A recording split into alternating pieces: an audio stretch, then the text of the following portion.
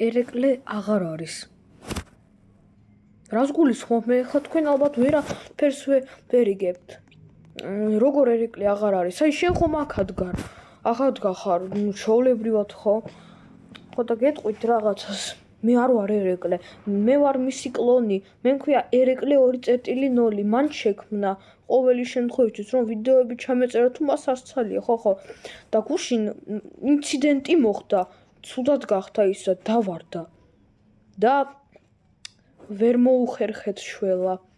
გარდაიცვალა და აი დავასაფლავეთ ეგა ერეკლე წერია. მე არ მინდა ამის ჩვენება.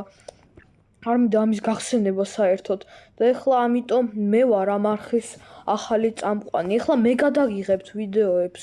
თქვენ საერთოდ ვერ გამარჩევთ ნამდვილი ერეკლესგან. ხო და დიდი განსხვავება არ იქნება. მაგრამ მაინც ცუდია რომ ის მოკვდა.